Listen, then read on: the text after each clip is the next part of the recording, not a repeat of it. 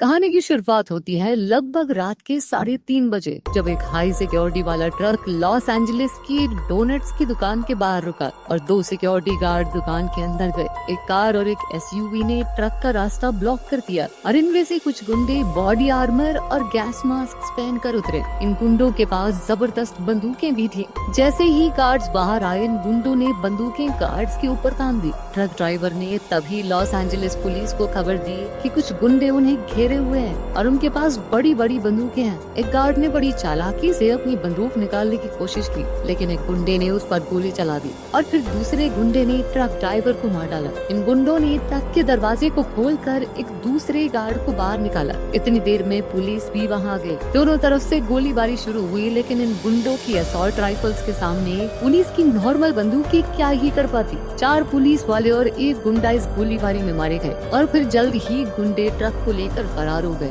वो लोग इस ट्रक को एक गोदाम में ले गए। गैंग के लीडर रे ने बॉस्को को खूब डांटा क्योंकि उसने सिक्योरिटी गार्ड पर गोली चलाई थी। रे ने गैंग के बाकी लोगों से कहा कि ट्रक की बिगड़ी हालत को ठीक करना होगा। जैसे ही रे ने ट्रक का दरवाजा खोला, एंसन ने रे से पूछा कि क्या वो ठीक है। तब रे ने जवाब दिया कि हमने 4 पुलिस वालों को मारा है। पुलिस हमें कुत्तों की तरह ढूंढ रही होगी। डिटेक्टिव निक ओब्रायन इस दुर्घटना वाली जगह पर पहुंचा और फिर एलए शेरिफ डिपार्टमेंट के अफसरों के पास गया, जो उस गुंडे की लाश के पास खड़े थे। पुलिस वालों को ये समझ नहीं आ रहा था कि आखिर वो लोग खाली ट्रक को लेकर क्यों चले गए। इस पर निक ने कहा कि जरूर इसके पीछे उनका कोई प्लान है। कुछ दूरी पर सड़क की दूसरी तरफ से बॉस्को इस मीटिंग की तस्वीरें खींच रहा था। वापस जाकर बॉस्को ने रे को तस्वीरें दिखाई और उसने निक की तस्वीर दिखाते हुए कहा कि ये इस घटना का इंचार्ज है। रे ने अपने साथियों को बताया कि निक मेजर क्राइम्स डिवीजन का हेड है। टोनी, जिसने पिछली रात ट्रक चलाया था, निक की तस्वीर देखकर वहाँ से चला गया। निक और उसके साथी अफसर इस केस की छानबीन कर रहे थे। वो इस नतीजे पर पहुँचे कि ये किसी अंदर के आदमी का काम है, वरना उन्हें कैसे पता चलता कि ये ट्रक जो है 3:30 बजे यहाँ पर आएगा। उन्हें शक था कि इस कांड के पीछे रे का हाथ है, जो 8 महीने पहले ही पैरोल पर रिहा हुआ था।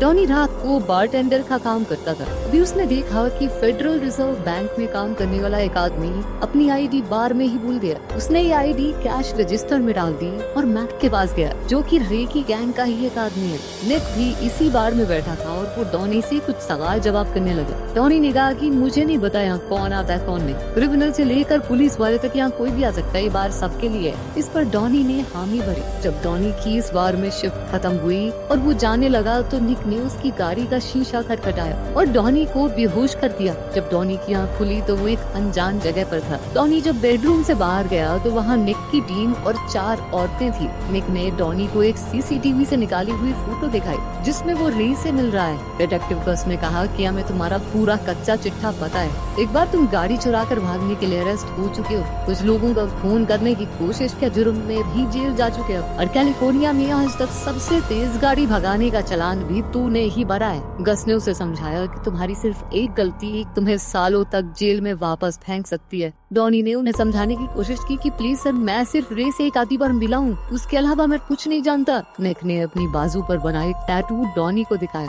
जिस पर रेगुलेटर्स लिखा था। निक ने पूछा कि इसका मतलब जानता है तू? पुलिस वालों की एक गैंग है जिसका नाम है क्लीक, मैं उसका हिस्सा हूँ। ये गैंग नियमों में विश्वास नहीं करती, अपराधियों को सुधरने का मौका नहीं देती, सीधा गोलियां उतारती है उनके अंदर। निक ने अब डॉनी से सीधा पूछा कि तेरे जैसा डरपोक आदमी ऐसी खतरनाक गैंग के साथ क्या कर रहा है? डॉनी ने कहा कि सर, मैं उनका सिर्फ ड्राइवर हूँ, मुझे चोरों की गैंग के ऑपरेशन के बारे में कुछ नहीं पता। निक ने डॉनी से कहा कि उनके साथ कांटेक्ट में रहना, और जब मैं फोन करूँ ना तो उठाएगा तो समझा, और मत तुझे उठा लूंगा मैं।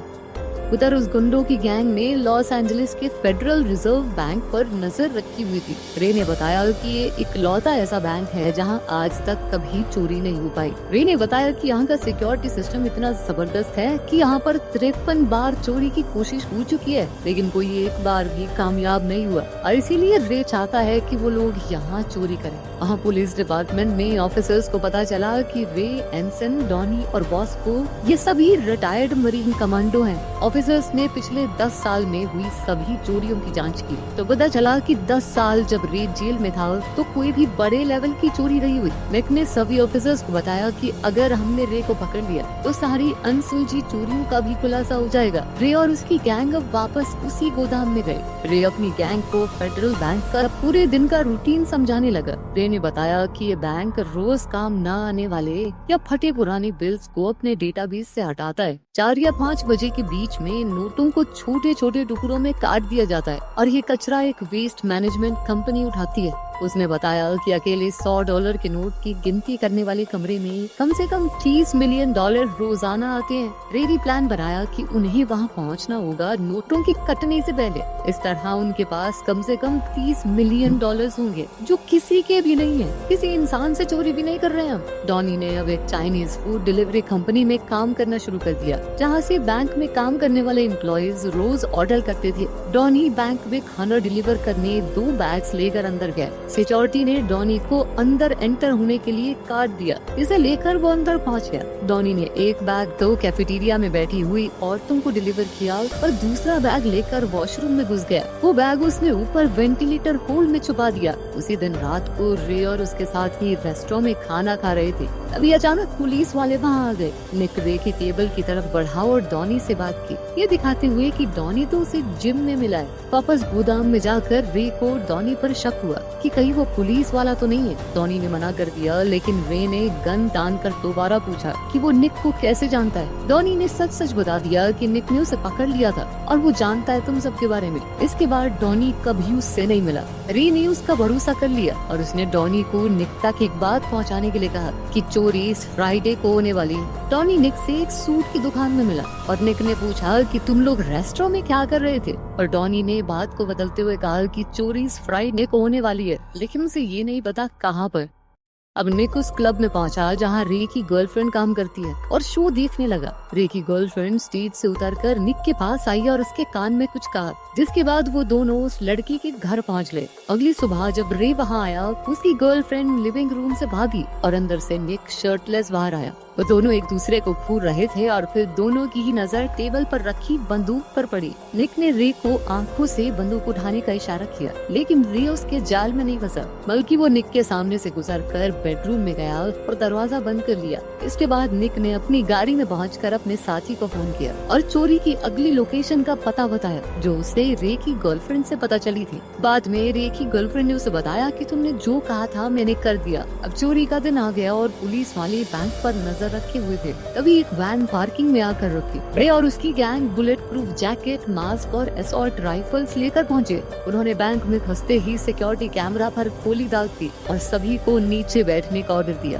गैंग ने सबके फोन लेकर उनके हाथ बांध दिए और साथ ही सबके सर बैग्स में डाल दिए। रे ने बैंक मैनेजर को कहा कि पुलिस को फोन मिला और कहो कि $10 मिलियन की फिरौती चाहिए हमें, और वो भी एक हेलीकॉप्टर के अंदर जिसमें फ्यूल पूरा भरा हो, वरना हर एक घंटे में हम एक हॉस्टेज को गोली मार देंगे और अगर किसी पुलिस वाले ने यहाँ आने की कोशिश की तो एक एक करके सभी लोग मरेंगे। जल्द ही पुलिस और FBI बैंक के बाहर आ गई। बैंक के अंदर अचानक एक फोन बजा और रे ने फोन उठाया। उसने सीधा पूछा कि जो मांगा है वो मिलेगा या नहीं। पुलिस वाले ने कहा कि हम आपकी मांग के ऊपर काम कर रहे हैं। इस पर रे ने कहा कि बिना पैसों का जुगाड़ किए फोन करने के लिए तुमने एक बंदे को मरवा दिया ना। अभी बॉस को एक आदमी को पीछे ले गया और गोली चलाने की आवाज आई। अब ऑफिसर ने दोबारा फोन किया और इस बार मैनेजर ने फोन उठाया। मैनेजर ने बताया कि एक आदमी को पहले ही मार दिया गया है और जितनी बार तुम लोग फोन करोगे उतने लोग मरेंगे। तो अगला फोन तभी करना जब इन चोरों ने जितने पैसे मांगे हैं उतने का जुगाड़ हो गया हो। ऑफिसर ने कहा कि क्या वो 90 मिनट इंतजार कर सकते हैं, जिस पर रे ने हामी भरी और मैनेजर ने मैसेज आगे दिया। बाहर पुलिस बैंक का मैप देख रही थी। अंदर से धमाके की आवाज सुनाई दी और पुलिस को समझ आ गया कि चोरों ने तिजोरी तोड़ डाली है। निक ने मैप में कुछ देखकर टोनी से पूछा कि ये क्या है। उसने बताया कि एक सीवेज लाइन है जो अब तो शायद बंद कर दी गई है। तभी निक को सीवर में जाने का एक रास्ता दिखा और उसने कुछ सोचा। इसके बाद निक ने कहा कि हमें अंदर जाना पड़ेगा। उसने एक लोहे की रॉड उठाई और बैंक का मेन दरवाजा खोलने लगा। अंदर जाकर निक ने बंदी बनाए हुए लोगों से पूछा कि क्या वो सब ठीक है। एक भी चोर वहाँ नहीं था। फिर निक और उसके साथ ही बैंक के पीछे गए, जहाँ उस हॉस्टेज को ले जाकर मारा गया था। लेकिन उसे मारना भी नाटक था, वो लड़की भी जिंदा थी। जल्द ही उन्हें एक खड्डा दिखा जो कि सीवेज लाइन से जुड़ा हुआ था, यानी चोर वहाँ से भाग गए। निक भी सीवेज होल में उनका पीछा करते हुए घुस गया। मैक ने बैंक में एलामीडा सिक्योरिटी कंपनी का ऑफिसर बनकर फोन किया। उसने कहा कि हमारा ट्रक सिर्फ 2 मिनट दूर है, अभी आता ही होगा, तो गेट खुलवा देना। री और एनसन बिल्कुल एलामीडा के गार्ड्स के कपड़े पहनकर शुरुआत में चुराए हुए ट्रक को लेकर डिलीवरी लेने गए। उन्होंने इस ट्रक के ऊपर पेंट करवा दिया था, थोड़ा बहुत डिजाइन बदल दिया था ताकि ये बिल्कुल ओरिजिनल ट्रक जैसा लगे। इन दोनों ने ट्रक को बैंक के सिक्योरिटी गेट पर रोका और अपनी आईडी फेडरल रिजर्व बैंक के ऑफिसर को दिखाई, जो उस वक्त ड्यूटी पर था। आईडी बिल्कुल असली लग रही थी। साथ ही उन्हें फोन पर बता दिया गया था कि ट्रक आने वाला है, इसीलिए गार्ड ने ज्यादा शक न करते हुए उन्हें अंदर जाने दिया। इन दोनों ने ट्रक के पिछले हिस्से से 2 नोटों से भरे हुए बक्से निकाले और उन्हें नोटों की गिनती करने वाले फ्लोर पर ले गए। पैसे गिनने वालों ने इन टब्स को $100 के नोट गिनने वाले कमरे में डाल दिया, जबकि वेट और एनसन वेटिंग रूम में चले गए। बॉस को बैंक के नीचे वाली सुरंग में था। उसे रेडियो पर रे ने बताया कि डॉनी काउंटिंग रूम में पहुंच चुका है। बॉस्को ने पावर ग्रिड में एक स्विच दबाया, जिससे पूरे बैंक की बिजली धीमी हो गई। इससे न सिर्फ बैंक की नोट काटने वाली मशीन बंद हो गई, बाकी $100 के नोटों की गिनती करने वाले कमरे के कैमरे और मोशन सेंसर भी बंद हो गए। एक पुलिस गार्ड ने गिनती करने वालों को कहा कि कुछ देर के लिए उन्हें सिस्टम बंद करना पड़ेगा और उन्हें ब्रेक ले लेना चाहिए। जैसे ही गिनती करने वाले और पुलिस काउंटिंग वाली जगह से बाहर गए, रे ने डॉनी को रेडियो पर बताया कि अब वो अपना काम कर सकता है। वहाँ कोई नहीं है। डॉनी एक बक्से के अंदर छुपा हुआ था। उसके चारों तरफ $100 के नोटों की गड्डियाँ लगी थी। वो बक्से से बाहर निकला और कुछ गड्डियाँ नीचे गिर गयी, जिन्हें उसने वापस अंदर डाला। बैंक में काम करने वाली एक औरत जो रोज चाइनीज खाना ऑर्डर करती थी, उसने रेस्टोरेंट में फोन किया। फोन मैक ने उठाया। इस औरत की शिकायत थी कि 1 घंटा पहले ऑर्डर किया था मैंने, अब तक आया क्यों नहीं। मैक ने चाइनीज एक्सेंट में कहा कि हाँ, खाना आने वाला है। बैंक के अंदर पुलिस और सिक्योरिटी गार्ड्स ने देखा कि कैमरा और मोशन सेंसर काम नहीं कर रहे, तो उसने दूसरे गार्ड से कहा कि वो जल्द से जल्द सारे बक्सों को गिन ले, वरना कुछ भी गड़बड़ हो सकती है। सिक्योरिटी गार्ड कैफेटेरिया में गिनती करने वालों को बुलाने लगा। डॉनी इस वक्त गिनती वाले कमरे में एक टेबल के नीचे छुपा था। वो $100 वाले नोट जो कि मशीन में जाकर कटने ही वाले थे, वो उन नोटों को ब्लैक जिपर बैग में डाल रहा था, जिसके बाद उसने उन बैग्स को कचरे के डब्बे में फेंक दिया। सिक्योरिटी गार्ड वापस काउंटिंग रूम में आया 2 गिनती करने वाले लोगों के साथ। रे ने डॉनी को भागने का सिग्नल दिया। उसने एक एयर वेंट का ढक्कन हटाया, उसमें घुसा और अंदर से दोबारा बंद कर लिया। रेडियो पे डॉनी ने रे को बताया कि वो वेंट में है और रे ने बॉस्को को लाइट चालू करने का सिग्नल दिया। लाइट चालू होते ही सब दोबारा अपने अपने काम पर लग गए। डॉनी ने वेंट से होते हुए बाथरूम के वेंटिलेटर शाफ्ट को निकाला। जो खाना उसने पहले से वहाँ छोड़ा हुआ था वो उठाया और बिल्डिंग में घूमने के लिए उसने उसी एक्सेस कार्ड का इस्तेमाल किया जो बैंक में काम करने वाला आदमी बार में छोड़ गया था। उस औरत को डॉनी ने खाना डिलीवर किया और फिर बिल्डिंग से निकल गया। दूसरी तरफ डॉनी के कुछ दोस्त बैंक से कचरा उठाने का काम कर रहे थे। उन दोनों को एक ही कंपनी के नाम के 2 अलग अलग ट्रक्स में भेजा गया। ये सब कुछ प्लान किया गया था। ये दोनों एक चौराहे पर रुके और दोनों ने सर हिलाकर इशारा किया। बैंक की बेसमेंट में एलेक्सी ने कचरा अपनी गाड़ी से उठाया। दूसरी तरफ रे और एनसन अपना सिक्योरिटी ट्रक लेकर बैंक से बाहर आ गए। बॉस को एक कचरा ले जाने वाले ट्रक का पीछा कर रहा था और उसने रे को अपनी लोकेशन बताई। जल्द ही रे कचरा ले जाने वाले ट्रक तक पहुंच गया और उसे आगे से रोका। वहीं बॉस्को ने इस ट्रक को पीछे से रोका। बॉस्को ड्राइवर की तरफ भागा और उसे बंदूक दिखाकर बाहर निकलने को कहा। बॉस्को ट्रक में बैठकर उसे ले गया और बाकी गैंग उसे फॉलो करने लगी। उधर निक पूरे शहर में रे और उसकी गैंग को ढूंढ रहा था। तभी उसे डॉनी रास्ते में दिखा और उसने गाड़ी रोकी। मैक ने दूर से देखा कि पुलिस वालों ने डॉनी को अपने ट्रक में बैठा लिया। निक और उसके साथियों ने डॉनी को पीटते हुए पूछा कि रे और बाकी सब कहाँ है। डॉनी ने हार मानकर आखिरकार उनको लोकेशन बता ही दी। रे और उसकी गैंग इस वक्त डंप साइट पर थे। मैक ने रे को फोन किया कि डॉनी पकड़ा गया है, अब आगे क्या करना है, लेकिन रे ने कोई जवाब नहीं दिया और फोन काट दिया। उसने एनसन को बताया कि डॉनी और मैक पकड़े थे और फिर वो दोनों गाड़ी में वहाँ से चले गए। निक को रे की गाड़ी की एक झलक दिखाई दी, जिसके बाद वो उसका पीछा करते हुए ट्रैफिक से भरे हुए हाईवे पर चढ़ गया। उसने रेडियो पर डिटेक्टिव मॉफ और बराचो को लोकेशन बताई। रे ने शीशे में देखा कि 20 गाड़ियों के पीछे निक की गाड़ी है। गस ने डॉनी को गाड़ी के साथ ही हथकड़ियां लगा दी और फिर निक और टोनी के साथ निकल गया। मर्फ और बराचो भी वहाँ पहुँच गए। रे, एंसन और बॉस्को भी अपने ट्रक से बाहर निकलने लगे। जैसे जैसे पुलिस वाले उनके पास आ रहे थे, रे ने गोलियां बरसाना शुरू कर दिया, जिसमें एक पुलिस वाले को गोली लग गई, जिससे उसकी मौके पर ही मौत हो गई। अब पुलिस वाले भी पलटवार करने लगे। एकदम सन्नाटा टूटा और गोलियों की बरसात होने लगी। दोनों तरफ से गोलियां गाड़ियों को चीरते हुए जा रही थी। बॉस्को की गर्दन पर गोली लगी, जिसके बाद रे ने पलटवार करते हुए उस पुलिस वाले के घुटने पर गोली दाग दी। रे और एंसन सड़क पर भागने लगे और निक उनके पीछे था। निक के साथ ही पुलिस वाले ने बढ़िया निशाना लगाते हुए एंसन को ढेर कर दिया। रे भागते हुए अब एक गली में घुस गया और निक बिल्कुल उसके पीछे था। निक ने रे पर गोली चलाई, जिससे वो बुरी तरह घायल हो गया। रे किसी तरह अपनी बंदूक को रीलोड करने की कोशिश कर रहा था। बड़ी मुश्किल से उसने बंदूक को रीलोड किया और किसी तरह अपने पैरों पर खड़ा हुआ। वो निक पर गोलियां चलाते हुए उसकी तरफ बढ़ने लगा। निक ने अपनी बंदूक रीलोड की और रे की छाती पर गोली चला दी। रे नीचे गिर गया और किसी तरह रेंगते हुए कार के पीछे छुपा और अपनी जैकेट से गोलियों से भरी एक मैगजीन निकाली।